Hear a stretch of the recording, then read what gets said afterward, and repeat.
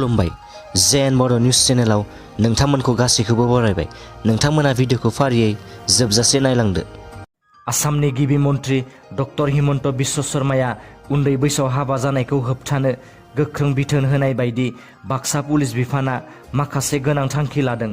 थांनाय सानखालि बाक्सानि सालबारि मुकुमानि बेन्दोंआव थानाय माहारियारि मानास हाग्रामानि साखाथि सिख्रि कटेजआव उन्दै बैसोआव हाबा जानायनि हेंथायै खौसे जादों बाक्सा जिल्ला पुलिस बिफाना। मैया जिल्ला पुलिस बिफाननि बानजायनायाव मोनसे सावरायनाय मेलखौ खुंनाय जायो। बे मेलाव बाक्सा जिल्ला कमिशनार, एसिस्टेन्ट कमिशनार, पुलिस सामलायगिरिजों लोगोसे गुबुन गुबुन आफाद गौथुमनि दैदेनगिरिफोराबो बाहागो लादों। क'क्राझार आरो अदालगुरि लकसभा बियाबखौ एसटि रिजार्भैनो लाखिनांगौनि दाबिजों गोनांथारै सावरायहैदों भारतनि बिसायख'थि आय'गनि कमिशनारजों। बर'नि गुबुन गुबुन आफाद गौथुमनि खमैबो सा-16 दैदेनगिरिनि मोनसे थान्दै हानजाया क'क्राझार आरो अदालगुरि लकसभा बियाबखौ एसटि रिजार्भैनो लाखिफिननो मिरु बिसायख'थि आय'गनि कमिशनारजों गुवारै सावरायदों आरो दाबिनि गोसोखां बिलाइबो गथायदों।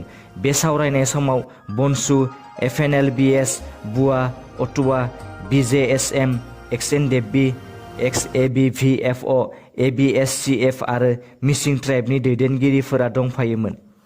थांनाय 28 जानुवारि खालि नगावनि दक्षिण काटवाल गामियाव सासे उन्दै हिन्जावसाखौ जुलि होनाय खौरां मोननानै पुलिसआ सिग्रोमनायनि गेजेरजों हौवा गोदानजों लोगोसे 3 दायनिगिरिखौ हमदों।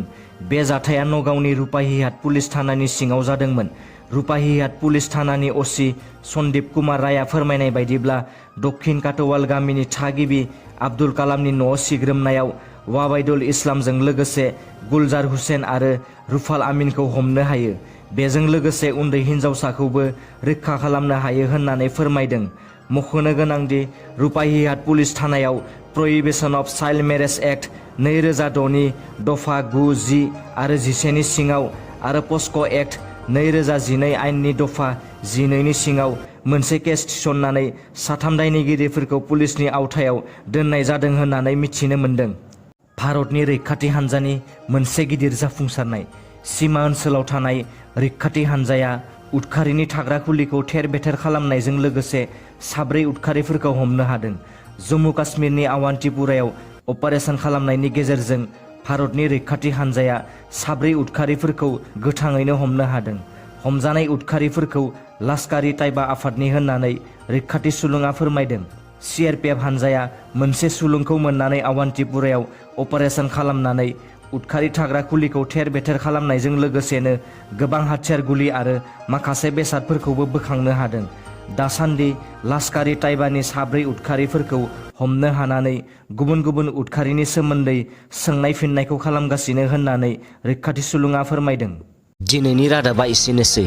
नोंथांमोना भिडिअखौ नायनानै मोजां मोनदोंबा अन्नानै चेनेलखौ साबस्क्राइब खालामनो दाबाव। लोगोसे लाइक, शेयार आरो कमेन्ट खालामहर जाहाथे उनाव आं नोंसोरनिसिम गोदान निउसनि आपडेटफोर लाबोबाय थानो हायो। गोजोन्थों।